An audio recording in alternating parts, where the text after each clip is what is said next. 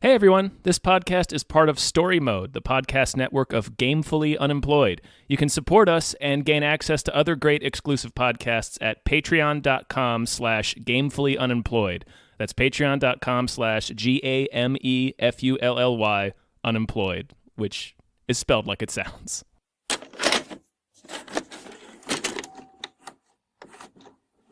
Hi everybody. Hello everyone! My name is David Bell. My name is different. It's Tom Ryman. And we just watched, wait for it. Well, you don't have to wait for it because it's on the episode title, The Last Boy Scout. The Last Boy Scout. Oh no, it's happening. It's all happening. Son, we're going to a ball game. They've got one shot. What am I going to do? Point at the bad guys and shoot! To get the goods on the bad guys. Just once, I would like to hear you scream. Play some rap music. Out of ideas, man. Take your best shot. If they don't kill each other first. So, everyone, we just watched Classic. This is a Thursday. It is brought to you by one of our patron subscribers, in this case, Joshua Graves. One of our patron saints. Yes, that's, 100%. Thank you, Joshua. You Joshua from beyond the graves. That's his, like, if he was a writer on The Simpsons during a Halloween episode, that's his credit. Or if he was making his debut at, like, SummerSlam. Yes, either one. Josh, he gave us a list of movies that he wanted us to watch. A pretty massive list. Yes, honestly. And some of those movies are movies I've never seen before. But, you know, he put The Last Boy Scout on that list, a movie I've seen countless times. Right, and I sort of just said, fuck it, let's do The Last Boy Scout, because it's been sort of a jam-packed week. Yeah. So I was like, fuck it, I don't want to do something that I have to, like, think too hard about. So. Right. It's also, like, it's been on that list for a while, and we've been avoiding it a little bit. We always knew this was going to happen. Yeah, eventually. Yeah.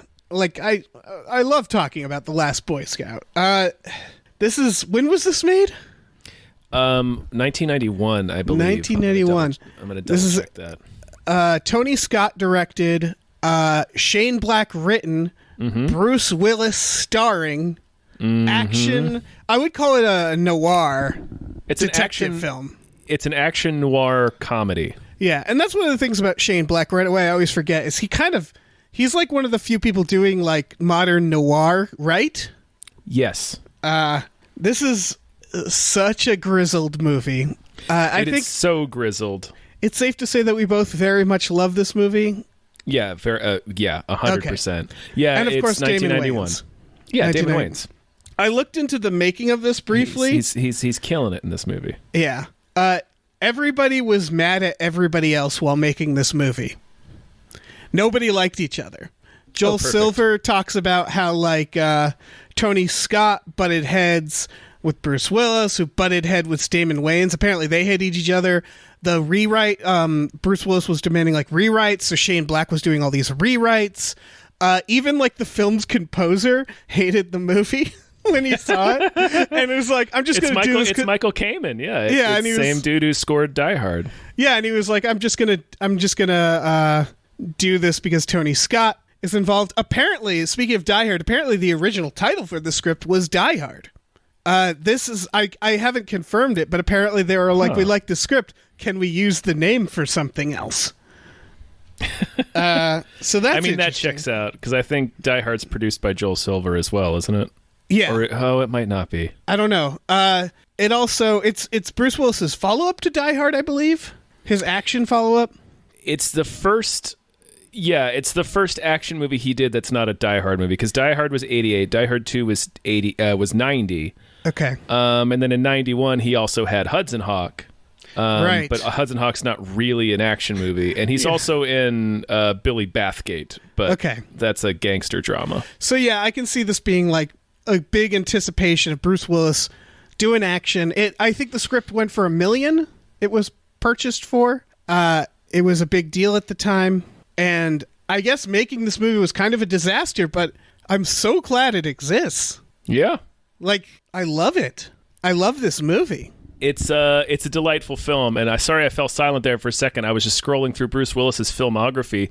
He didn't make as many action movies as you might assume. Oh yeah, Bruce Willis. He's one of those people. Every time I think about like The Sixth Sense, it's just like, yeah, he did do that, didn't he? He's done.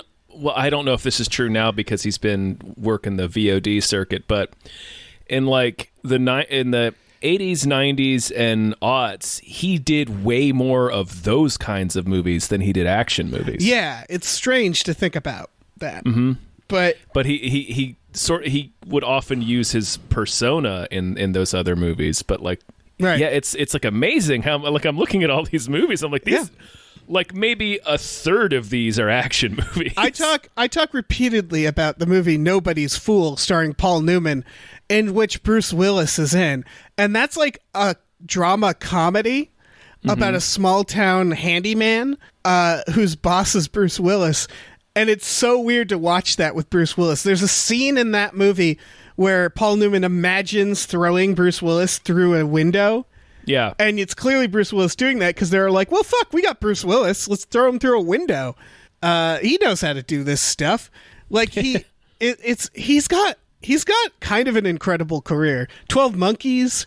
Like there's these things that pop out that you're like, right, Bruce Willis did that, didn't he? Yeah. Yeah, good for him. Solid career. Yeah. For people who haven't seen this movie, go watch this movie. It's on Hulu right now. Oh, okay. I knew I'd seen it on something. I just wound up renting it because for some reason I owned this movie on VHS and I've just never upgraded my ownership status. Yeah, I have a DVD of it, but I didn't want to get up, so Hulu had it for free. Yeah. Or if people haven't seen this and they don't have Hulu, just buy it. Just buy the movie, you guys. It's incredible. With a few exceptions that we'll talk about, it's a pretty goddamn perfect film. Yes, it's Bruce Willis at his most grizzled. This is the most grizzled almost anyone in modern cinema has been. Yes, his introduction is he's sleeping. Should we wait? I want to talk about the opening scene. I was going to say sleeping is a gentle term, but yes. Sure. The overall premise is that Bruce Willis plays a hard-boiled private detective who's hired by Halle Berry, presumably to track down people who are following her, and she's dating Damon Wayans, who's an ex-football player. She gets killed. It turns out that she was actually hiring him for protection from something way bigger, and they get Bruce and Damon get pulled into this web of intrigue surrounding gambling and American football. Yeah, it's basically a scam for who's essentially the owner of like the Oakland Raiders or the LA Raiders. It's LA. I think it might be a fictional. It's a team. fictional team. It's the LA Stallions. They did not have the NFL license for this film, probably because of that first sequence. And because it sort of paints a very unflattering picture of professional football. Yeah, really, anytime they show a professional football player, they're doing a crime.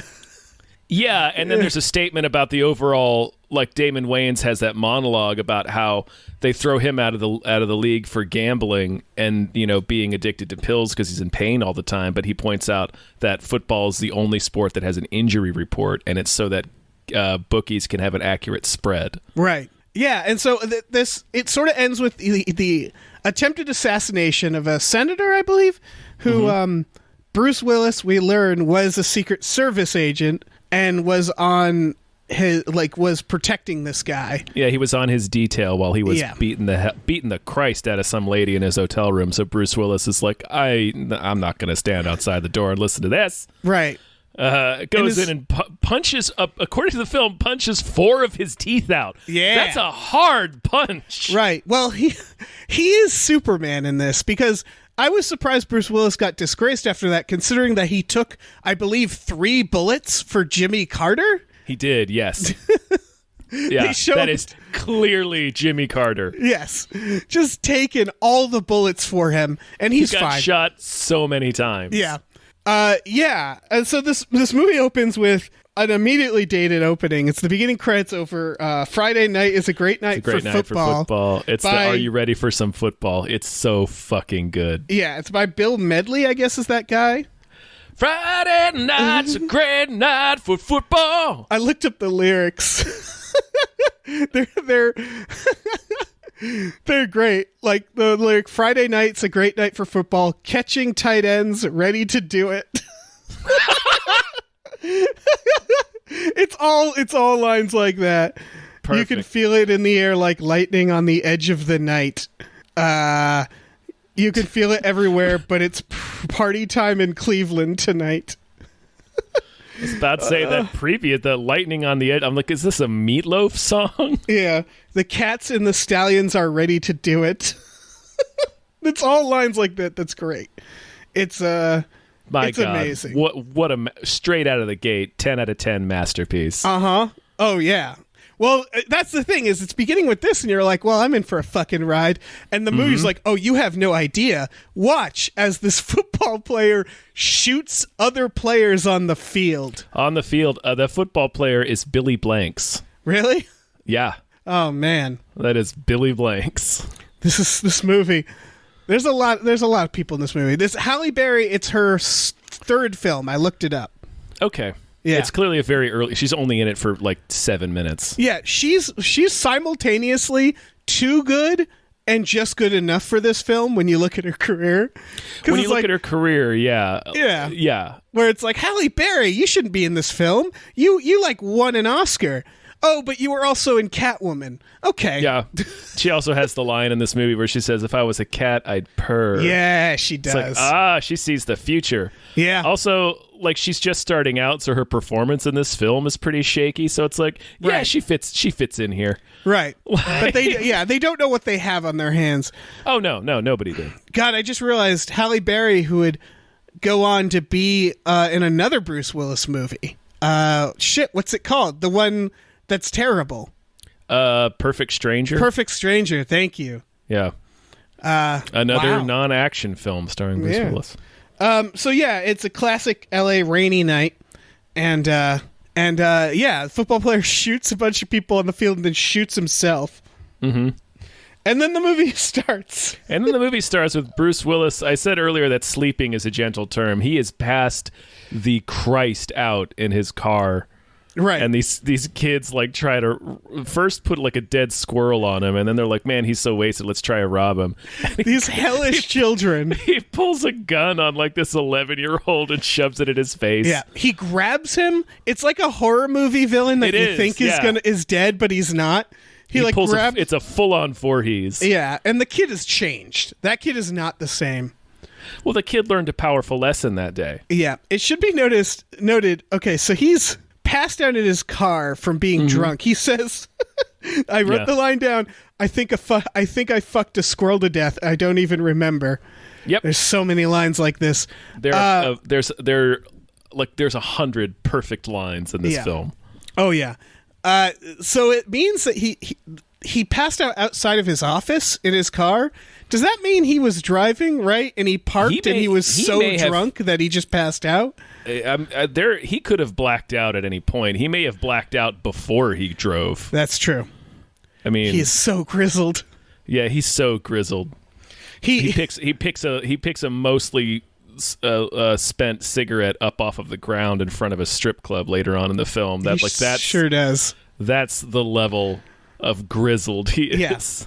Well, What does he say? He says some fucking shit like, he does. oh, it's like when He's Damon like, Wayans so I'm is a like, lowlife or something like that. When he picks up. but there's like a classic Shane Black line when Damon Wayans is like, you don't believe in love? It's like, sure, I believe in love. I believe in cancer. That's it. Yep. Yeah. There's so many. I think Shane Black was working through a relationship issues. I think I saw in an interview when he wrote this. Yeah, which and he checks also out. had a very public and very ugly divorce eventually. Yeah. So Bruce Willis gets a call from his like PI friend who's telling him about this job. Fucking, I don't remember the actor's name. He's in everything. Yeah, he's D-Day from Animal House. Yeah. He's the chief in Time Cop. Right. Oh, Bruce McGill. McGill. Nice. Nailed it. Yeah. Bruce Willis gets in his car. He looks himself in the mirror and says, "Nobody likes you. Everybody hates you. You're gonna lose. Smile, you fuck." And it's like, God, you're grizzled. Yep, I've given myself pep talks like that before. Yeah. God damn, this movie doesn't let up, because the next scene, I believe, is Damon Wayans waking up after cheating on Halle Berry. Yeah, he's at some random NFL party, having just slept with some woman who we never even see, and I think that's kind of the point. Yeah. And he like dumps a baggie full of pills out on the sink, and it's like the I think the true meaning of this exchange doesn't really hit you until you've seen the whole movie, or at least understand who his character is and what's happened with him. Because she says, "Are you still here?" And he says, "Yeah, I'm still here." Yeah, where you realize, like, oh, he expected to die. There's layers to it. He expected to die. He's also referring to his addiction. Like, he's like, yeah, I'm still in here. And he's hanging out at an NFL party, and he's not in the NFL anymore. Right. God, layers. So there's just like layers of his fucking despair in that 1-2 line exchange. Yeah. He goes outside to witness a football player trying to drown a woman. A sexual assault and attempted murder. Yeah. It's happening right outside. Just casually, middle of the day. Well, not middle of the day. It's like it's broad daylight, but it's in the morning. Because it's too early in the morning for that shit. Yeah, which is like the most depressing moment ever. So he breaks the guy's nose, right? He throws a football at him. He throws a football at his face, and I want to point out that if you actually watch... Like, Damon Wayans plays Jimmy Dix, who was like, he only played for a single season, but he was like an incredible quarterback. Like, he was going to be an all-time great, and they kicked him out of the league. If you see the shot of, it's a fast cut to the guy's face and it getting like exploded by this football. But if you actually watch the ball leave Damon Wayans' hand, it's the worst throw in history. Well, you know. You can't fault Damon Wayans, I guess. No, I know. It's clearly tried to cut around it. And I mean, yeah, he's an actor. Like, it's hard fucking throwing a football. Yeah. But it's just funny that it... Right. And we're starting to set up the character's superpowers. His being he can throw a football really well. The superpowers will come into play. Bruce Willis's, which we'll get into later, I believe his superpower is making henchmen laugh. He's got a few. His superpower is the power of comedy. Yeah. Because he always tells jokes and it throws people off. His second superpower is being able to catch thrown fists out of the air. Yes. Which he does a few times. And his third superpower is being able to... He has a death touch. Right. He kills beloved character actor Kim Coates instantly. Yes. With a single hit. Well, he tells him that he's gonna... Right, yeah, he's like Babe Ruth. He's like the Babe Ruth of killing people. Who is, if people want to know, that's the guy at the beginning of Bad Boys, right? Kim Coates is the failed comedian at the beginning of Bad Boys, yeah. He's the crazed traitor that Kevin Costner runs into in Waterworld. He plays initially sells the two women to. Yeah, he plays a good unhinged henchman type. Yeah, and he's in The Client. He's the henchman that ultimately... kills Barry the Blade. Yeah. What a career. I wish I could have been a henchman in 90s movies. I saw him recently at Collider. He and William Fichtner were there together promoting a movie they just did together. They would so hang out. Shit. Yeah. That sentence. Yeah, those two totally hang out, right? Yeah. Yeah, they play the same kinds of characters. Yeah, they're like, hey, what's it like being that guy in movies? Like, yeah, it's pretty good. It's a pretty solid gig. I've been getting solid work for 3 decades. So Bruce Willis drives to his wife's to his house, right, to meet up with his wife Teela from Masters of the Universe. Yeah, and then there's this exchange. They're talking about their daughter and about she drew like scary pictures and she's like troubled. And he says, "Boy, she drew Satan Claus." Satan Claus, yeah, because it's a Shane Black film, so it's close to Christmas, right? He says, "Boy's still giving her a hard time about braces." She says, "Are you kidding? Metal Mouth, that's the latest." And Bruce Willis, in his most grizzledness, immediately says this about his own child. She says, she'll be screwing them by the time she's 14. And even she's just like, what the fuck? Like, right. You're like, what a terrible thing to say. Yeah. It's like, again, maximum grizzled. Like, he's so given up on being a husband and a father. Yeah. Like, he's just like, fuck it. Terminally grizzled. Yeah. That is a terminal case of grizzledness. Yeah. And so he uses his Sherlock Holmes-esque detective work to realize that there's a man in the closet. Yeah. He knows the toilet seat's up, that the shower has steam, but his wife's hair is dry. So he's like, who's the man in the closet? And she like tries to call him out. She tries to bluff him, and she's like, you want me to open the closet door? Fine, I'll do it. And he's like, no, the door stays closed. What I'm going to do is count to 3, and then I'm going to put a bullet in that closet. Yep. We're like 10 minutes into the movie. And it's like in this 60-second exchange, we're supposed to be on his side. Yeah. But in this 60-second exchange, he's already called his daughter a whore. Yep. And is about to fire his gun in their bedroom. Yes. To prove a point. He is going to do anyway. And he's like wondering why she might be cheating on him. Right. And so he calls her bluff. She opens the closet door, and sure enough, it's his friend, the other PI.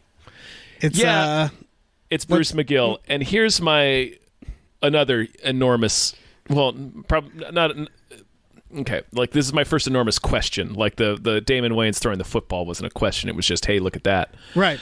The scene before this is Bruce Willis waking up in his car and Bruce McGill calling him and being like, hey, I've got a job for you. And he's like, oh, yeah, I'm in town. I got to do some things and then I'll head over to your office.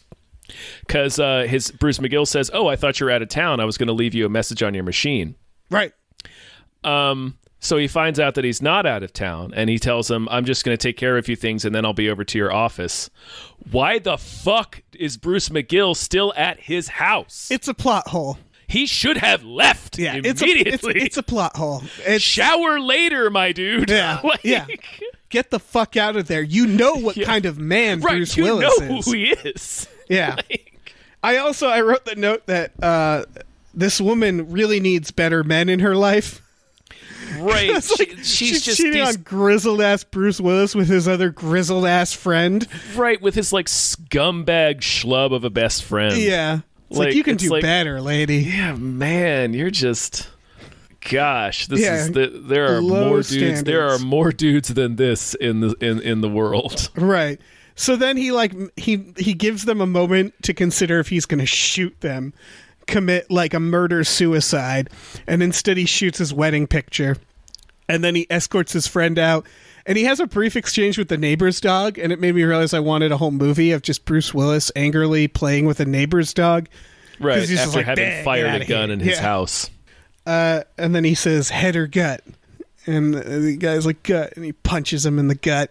Mm-hmm. And then his friend explodes. Yeah, he gets into his car and explodes. Which, all right, I have a question about this.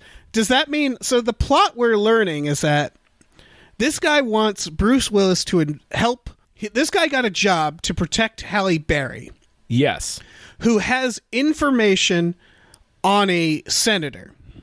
No, she has on the owner of the... Right. Shelley Marcombe is his name, and he's the owner of the LA Stallions, and he's using blackmail and all sorts of criminal or enterprises to try to make sports gambling legal. Right.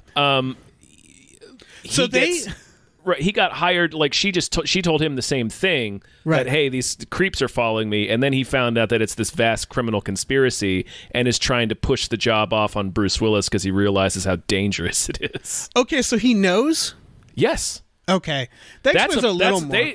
They say that explicitly later in the film. Okay, because even if he knows, they're just like, so how do we get rid of this guy who knows about us?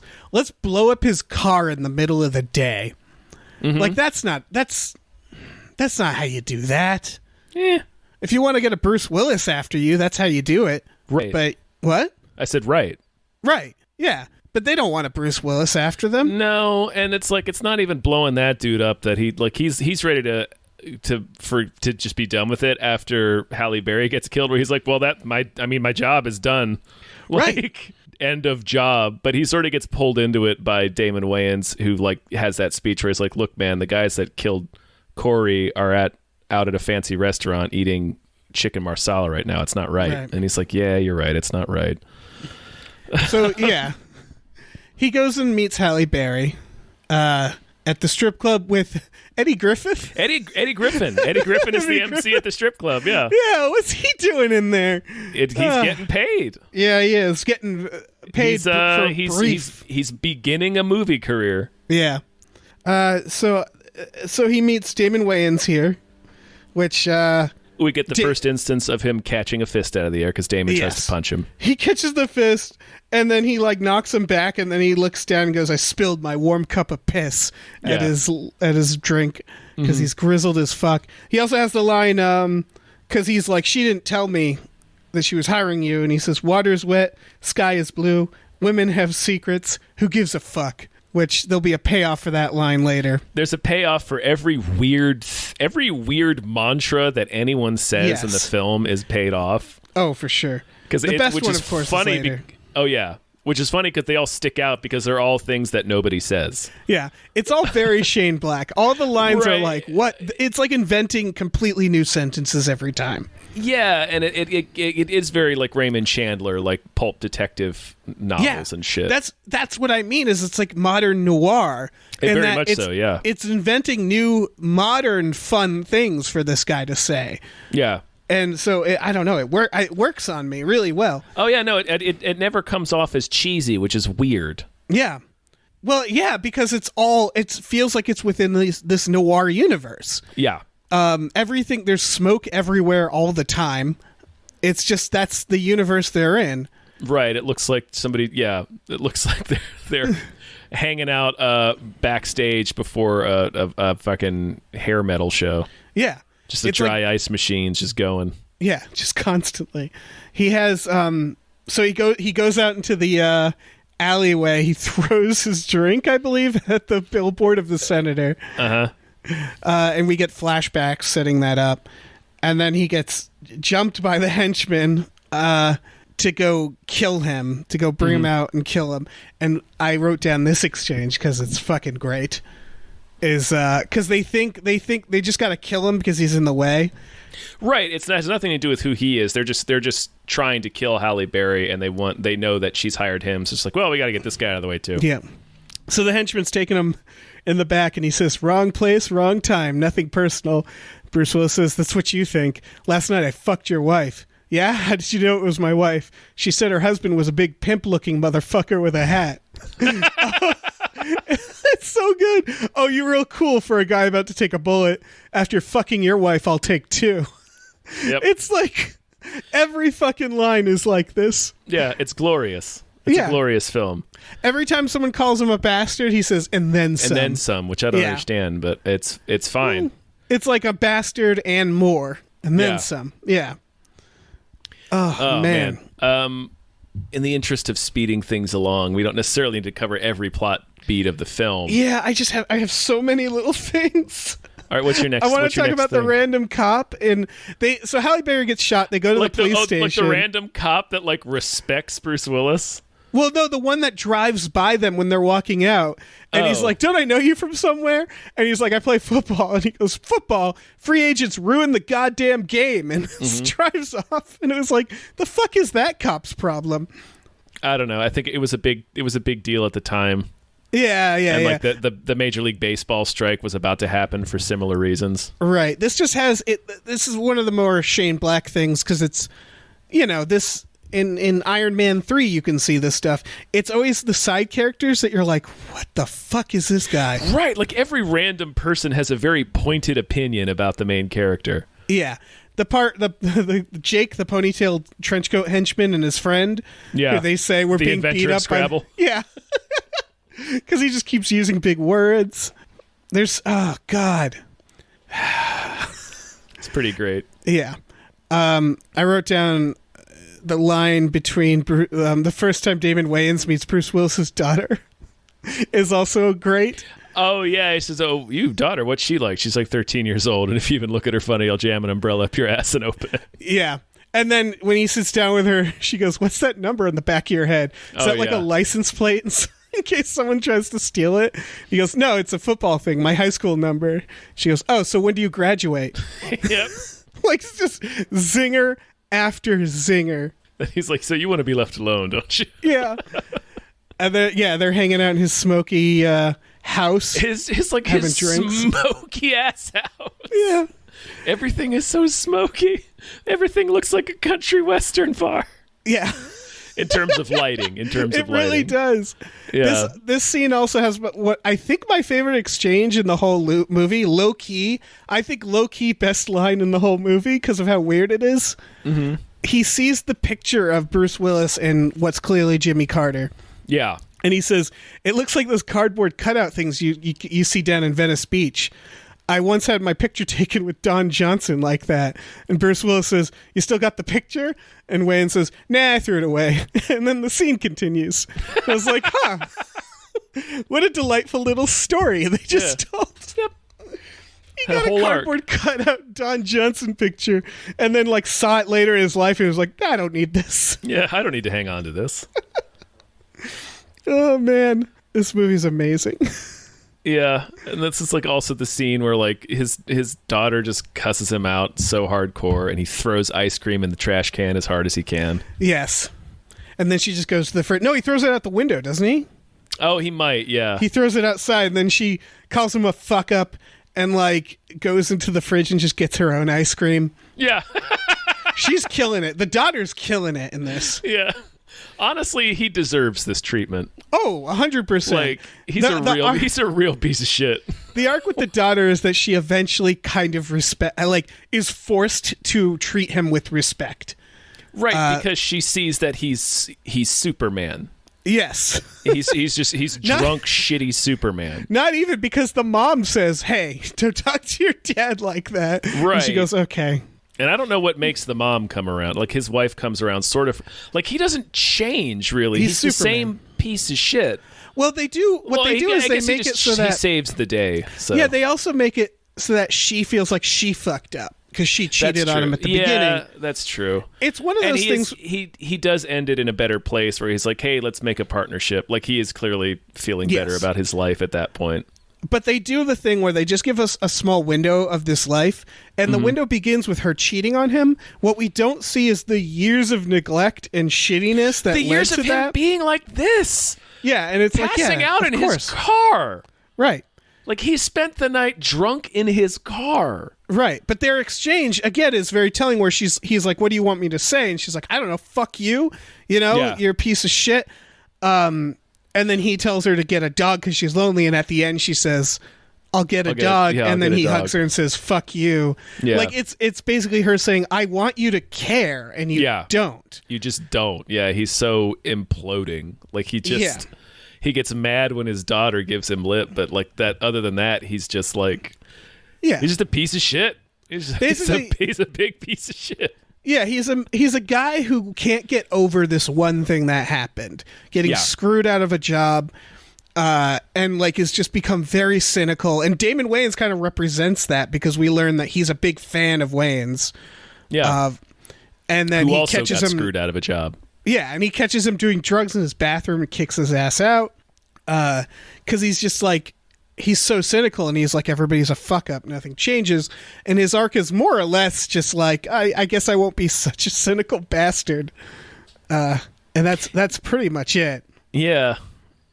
He gets kidnapped by the henchmen. We haven't even talked about Milo, who fucking... Oh, Milo... Well, just because Milo shows up, it's a weird place to introduce a henchman, but I noticed that Shane Black does this a lot. Because I watched The Nice Guys recently as well, and in that movie, the badass henchman John Boy doesn't show up until like 2/3 of the way through the movie. Oh, okay. So like, he does this a lot. Yeah, I feel like Craig Bierko doesn't show up for a while in Long Kiss Goodnight either. Yeah, I think so. I don't know. They take a while to jump in, but when they do, they make a big splash. Yeah, they're always these over-the-top characters. Yeah. Like Milo kidnaps Bruce Willis. He zaps him. Tases him, drags him to the car, and a cop shows up because the cops are suspecting Bruce Willis as well. That's the thing that I had a note on is the two cops that are like, there's this lieutenant that's like gunning for Bruce Willis for whatever reason, because plot. And they find out, investigating his buddy Bruce McGill's death, that like, oh, his car was parked there the whole night. He must have been banging, I almost said McClane. He must have been banging Joe's wife. That's Bruce Willis's name. They're like, oh man, the son, he offed him himself, and he was right in my office. I'm like, he what? Do you think he's like, what? Do you think he's like a fucking Mossad agent or like a special forces assassin? He made a car bomb? According to them, he pulled up in front of his house, saw the other guy's car there, was like, he's banging my wife, put a car bomb in. A car bomb! That's really complicated. Yeah, it's great. You can't just make one of those. You can't just whip one of those up. What a way to kill someone on a whim. He's just got a trunk full of car bombs. Like he's so instantly convinced that's like, oh, he clearly killed his friend. I'm like, well, I mean, I might have accepted maybe he hired somebody to kill his friend, but like, it's silly as shit. Like, you're like so acquainted with this scumbag PI Joe Hallenbeck, and the idea that they believe this guy could have made a car bomb is staggering to me.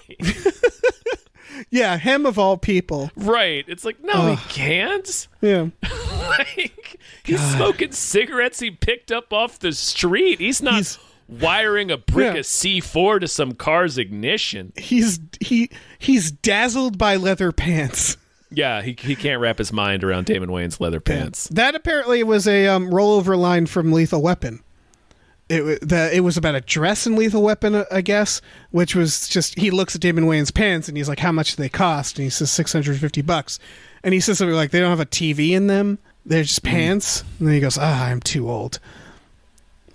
And I guess that was supposed to be in Lethal Weapon, and it got cut. And he was like, it's still good. Still good. Yep, still a fun gag. Yeah. The cops roll up when Milo putting Bruce Willis in his car, and the cop's like, is there a problem? Milo says, yes, there is a problem. Apparently there are too many bullets in this gun. And shoots the cop. That was just for Milo. Yeah. Also, he leans over the driver to shoot this cop, so he fires this gun like an inch from his buddy's face. I was going to say the driver should have been like, dude, Jesus. The driver is deaf. Yeah. Everybody in the car Possibly is deaf. everyone in the car. So they kidnap Bruce Willis. They take him to a pool. That's when he punches Kim Coates. Yeah. Meanwhile, Damon Wayans is now like has to go find him, and reluctantly teams up with Bruce Willis's daughter. Yeah. And then they all get kidnapped. Yep, they all get kidnapped. And that's also when they uncover the plan that, like, yeah, we're going to assassinate the senator that Bruce Willis hates because he used to work for, because he wants too much money to be bribed to approve legalized gambling. Right. And the wood scene is showing Bruce Willis is paying off Bruce Willis's power, because earlier when the henchmen were going to kill him, he starts telling like, your wife is so fat jokes to him, and then overpowers. In this version, in this time, he puts on a puppet show. Right, because the daughter, they grab Damon goes in to try and save him, and they both just get grabbed immediately, and then she walks up with her furry Tom puppet that has a gun hidden inside of it. Yeah. And yeah, he just puts on a puppet show, and they're all dazzled. Them. Yeah. They're delighted. Yeah.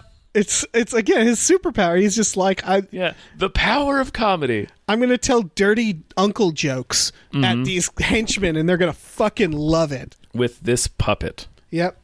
They escape there, get in a car, and they crash into the swimming pool of the guy from The Burbs. Yep. Who I like to think is playing himself. Yeah, the same guy from The Burbs. Oh, I was thinking the actor. Like, it's just the actor's house. It could be. And it has one of my other favorite moments is they think Milo's dead because he was in the car that crashed into the pool. And Bruce Willis is like, to the Burbs guy, he's like, I need your car. And he resists. And so he puts a gun to his own daughter's head and goes, give me your keys or I'll shoot the kid. Well, and she says, Daddy. And he goes, shh. Yeah, that's a good exchange. It's so good. The idea that this thought crosses his mind that, oh, this guy doesn't know my relationship with this kid. I'll just pretend to hold her hostage. I will put a loaded gun to my kid's head casually to get these keys from this guy. Not point the gun at him, at my own kid. Yep. Because he's just that grizzled. Well, and then he has to think about it for a second. The guy from The Burbs is like, okay. Okay, yeah. Yeah, like he has to think about it. This movie's amazing. And then when he calls the police, he doesn't mention the bomb threat that they very clearly told him about. So they're gonna use a bomb at the game to like kill the senator. I don't know what they're gonna do. The idea is they're framing Bruce Willis because he hates the senator famously, and he has called the senator and like left threatening messages and shit. Left like obscene messages. There's a fun exchange where they're looking at like the phone records of the bad guy, and they see a number, and he's like, "Yeah, that's Senator Boehnard's number." And then Damon Wayans like, "You know the senator's home number?" Yeah, it's not so even I like called him a few times. Like he definitely did that thing. It's not. They're not framing him for that much. Yeah. So they take pictures of him making the exchange of this briefcase to the senator's people. Yeah. So that later they can show the cops like, yeah, he gave the bomb to the senator. Yeah. So they're driving to the game, and they're getting chased by henchmen. I forget why the henchmen. Are they just the henchmen from before? Right. They're the henchmen are driving the bomb to the stadium, and they're trying to tell the henchmen that there's a bomb in the briefcase and not money, but they end up having to kill them anyway because action. Yeah, and this has the best line of the movie, I think. The best line and payoff, which is Bruce Willis driving, and he says, "I swear to Christ, Junior, if I survive this fucking case, I'll dance a jig." And Damon Wayans very rightfully goes, "What?" And he just goes, "I'll dance a jig, I swear to Christ." And then the exchange is over. Yeah. Which... spoilers, he dances a jig later. He also gets a mobile phone call from Milo, which is another solid payoff.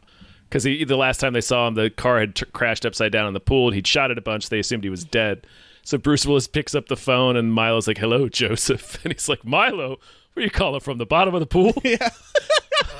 Also, Milo's thing is he calls everybody by their first name. By their full name, yeah. Because every henchman needs a thing. Every henchman needs a gimmick, yeah. Milo, when Bruce Willis dances the jig, it is after fighting Milo on top of the stadium, Milo getting shot and falling into helicopter blades and just splattering everywhere.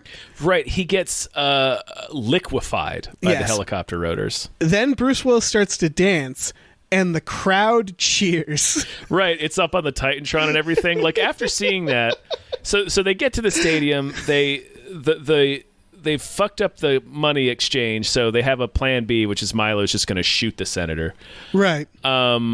Jimmy Damon goes down to throw his football in front of the senator's face seconds before the bullet goes off, so the bullet hits the football instead. Yes, and Damon Wayans uses his superpower. Yep, that's the payoff of his superpower. Damon Wayans riding on a fucking horse, throwing a football. Throwing a football. So it's good. Pretty amazing.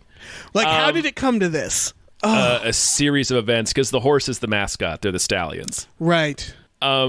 And Bruce Willis is fighting with Milo up in the lighting rigs at the top of the stadium.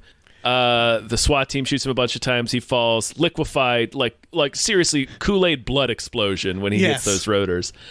And the entire it shows a shot of the entire stadium, which is silent. And all I could think of is that there are so many kids down there that are never going to speak again. Yes, and this is probably live. It's been televised. It's 1,000%, because Friday night is a great night for football. Yeah. Many kids are never speaking again. Yeah, this is changing so many lives. So many lives forever altered.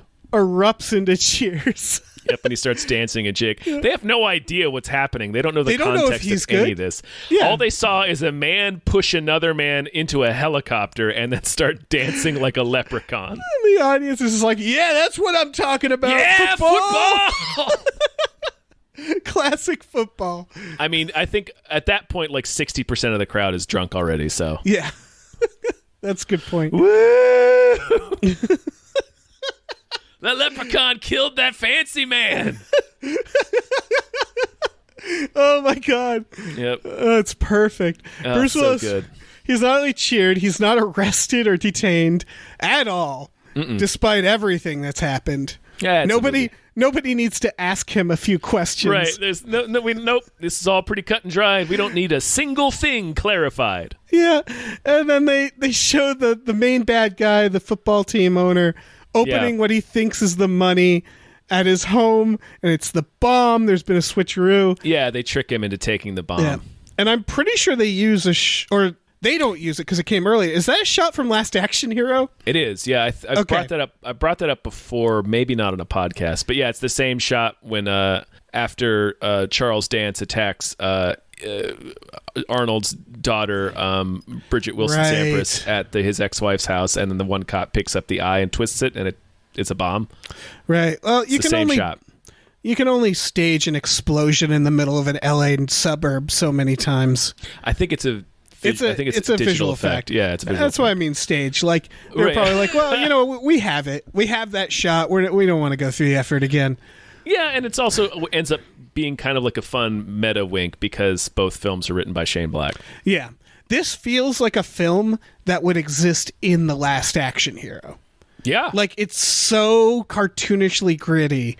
Then the lines being said they're ridiculous. It's so over the top. Yeah, but it's great. It's fantastic. It's a combination. Again, nobody liked each other. Nobody enjoyed making this movie. But the sheer talent of everybody involved combined just made such a beautiful thing. It's everyone involved is at the height of their powers right now. Yeah. Well, apparently they threw editors at this movie too in post. They screwed with Tony Scott's edit because Tony Scott, we watched or I don't know if you were there. I watched Unstoppable recently, and no, that's a film where I was there. Okay, that's a film where you're like, Jesus, calm down, Tony Scott, because it's like the camera won't stop. And I think they toned that down in this movie, is what I heard in the edit, where they're like, no, we don't need these many fucking shots. But overall, it's Joel Silver, Bruce Willis, Shane Black, Damon Wayans, Tony Scott, and it's just all these powers. I don't care they didn't like each other. They came together and they did it. Yeah. They made an impossible film. And it's the best film. It is. It's so unique. It truly is. It did come off to me like it's very iterative of what Shane Black makes. Like The Nice Guys is very similar. It feels like this is the thing is later Shane Black, The Nice Guys, the fucking Iron Man 3, Bang, Bang. Kiss Kiss Bang Bang, that and Predator. That feels like Shane Black when he has the power to be as Shane Blacky as he wants. And that's great. I like Shane Black movies, so for me, it's great.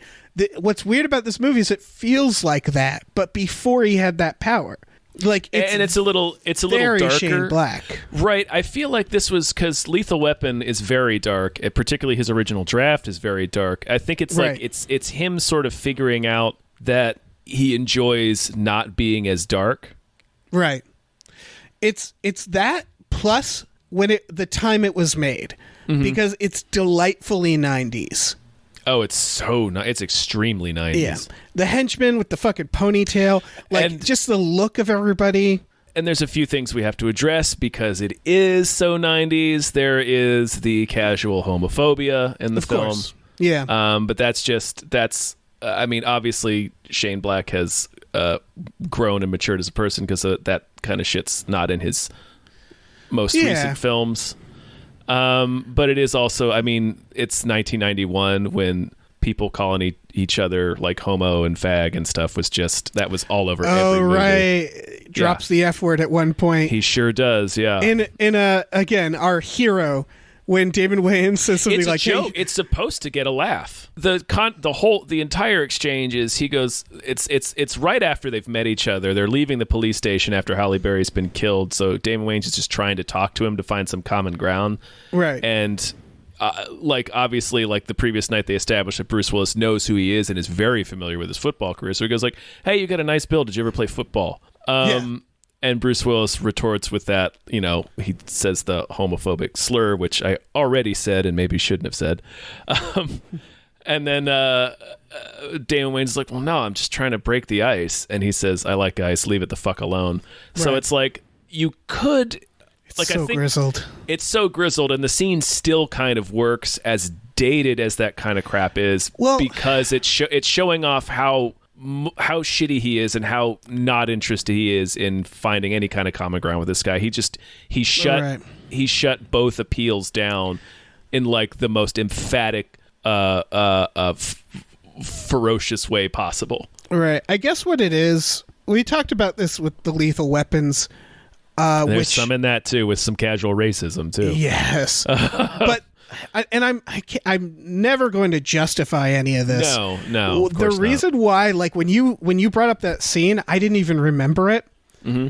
And I think the reason why is because, and I don't know if this is probably why the movie I don't think did very well, and why people don't remember it. But at no point watching this movie does it even occur to me that Bruce Willis is a protagonist, like, or like a good person.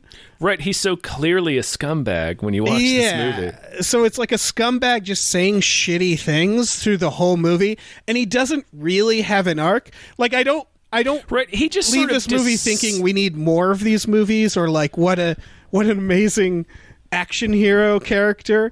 Mm-hmm. It's just I feel like I'm laughing at the movie a lot for that reason. A little bit, yeah. It is. I mean, he's sort of.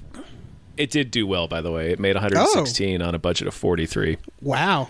I think it's like, his daughter being in peril, and then actually having to do something because it's like the right thing to do.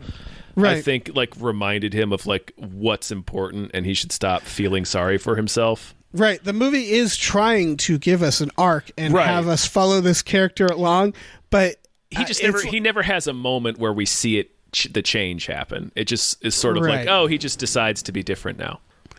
Right. And I could, I could see that being like, I guess it depends on how people watch movies, but like, it's like for me watching like a cartoon or watching, like if I saw this in theaters and I was judging it of its time, like existing in the time, I might demand more from it. But for me, it was like, oh, fucking ridiculous action movie from the 90s.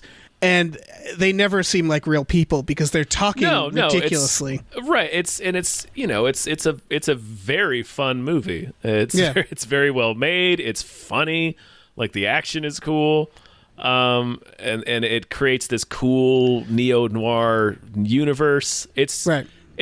The little we talked about the dated shit aside. We talked about this with Lethal Weapon. It's also part of I have to recognize being a straight white guy. I have the convenience or the privilege of not of that sort of shit passing right over me without me noticing too. Yep. We have the privilege of being able to look at a 30-year-old movie and be like, yeah, it's mostly fine. If you brush off all the blatant racism, it's watchable. Right. But this movie overall, as that said, this movie doesn't really have much of that. No, it's really just some. That it's just that one line, really. Yeah. Bruce Willis doesn't like rap, and it's a running joke that he doesn't like rap, but it's more because he's old. Yeah, because he's old, grizzled Bruce Willis. Yeah, it's related to the leather pants joke where he keeps saying, "I am very old." Yeah, the whole again, he's a grizzled old detective in a world he doesn't quite understand. Right, the world's passing him by. Yep, and he's just so angry about it because he's wallowing. Yeah. Oh man, it's a solid film. Yeah, it's. I don't want to say it's a hidden gem because when I bring it up, almost everybody is like, "Oh, I fucking love that film." I think it might be a hidden gem for people who who don't watch movies and talk about movies all the time. Yeah, that's true. Because it is kind of obscure. Yeah. I mean, I didn't hear about it until maybe my 20s. And I didn't hear about it until middle school, yeah. Yeah, someone was like, have you seen The Last Boy Scout? And I was like, no. And they're like, it begins with a football player shooting somebody. And I was like, okay, I should probably see that. Like, I gotta watch this. I gotta see what the hell how this plays out. Yeah, I gotta watch. And it just only gets crazier. Really does. That's the fucking action in this. It's great. Yeah. It's not about scale. It's about the lunacy of the action. Yes. It's about how do we kick a man into a helicopter? Yeah. How do we get Damon Wayans on a horse? Yeah. How do we throw a fucking car in a pool? the scale remains pretty constant, so nothing ever seems like, whoa, what the fuck just happened? Like, Yeah. it's all pretty. You're like, all right, yeah, I guess he just kicked him into a helicopter. Right. And it works. It's David weird Wayne's because threw a football at the speed of sound. and I think that he sure did. Yeah, he did. He blocks a bullet with a football. with a football. Oh, that bullet would have went just straight through the football, but whatever. Yeah. Well, It's weird because that's why I don't think it occurred to me how noir this is, because the action is so 90s action. right. It's ramped up 90s action combined with noir, so you don't think about it as noir. And then you look at like Kiss Kiss Bang Bang and The Nice Guys, and you're like, oh, this is just, he loves this shit. Yeah, he loves it. He loves the detective noir stuff. Well, yeah, and you can listen to on Small Beans when Michael got to talk to him about Kiss Kiss Bang Bang. He clearly is like it's like one of his favorite things in the world is these Right. old PI detective novels. And it has the exact same structure, which is that it's a cone shape.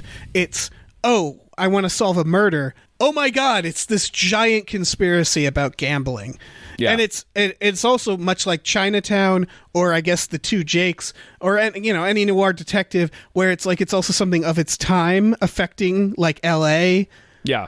where it's kind of a perfect modern noir with like a shitload of action, bizarre action splashed in. Yep.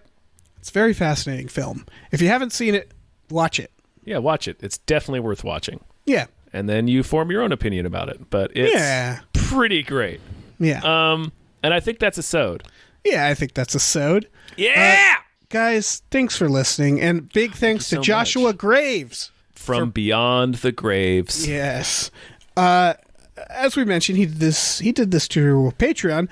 And so if you're interested, you should check out our Patreon at patreon.com/gamefully unemployed, along with a tier where you can make us watch movies. We also have exclusive podcasts like Tom and Jeff Watch Batman and Fox Mulder is a Maniac. We have a tier where you get a shout out on Hypecast. And you also get some merch in the mail. Yeah. So yeah, check it all out. And we also have a store, tpublic.com/store/gamefully unemployed, where you can check out t-shirts, mugs, stickers, posters, whatever you want. You can take our stuff and make it your stuff with a simple exchange of money. Yeah, I think we've said it before. You can eat it. You can eat it. I'm sure. If you're It's asking for our estimation, yes, you can eat it. It's technically edible. It can be eaten. Legally speaking, I wouldn't recommend it. And in fact, say don't eat our stuff. Right. This is not a recommendation. Very specifically, by my estimation, you can eat it. Yeah, you could break the stuff down and maybe warm it up, boil it. Juice it like Milo. Yes. Yeah. Bringing it all together. Mm-hmm. It's a circle. Paying it off, just like everything in The Last Boy Scout.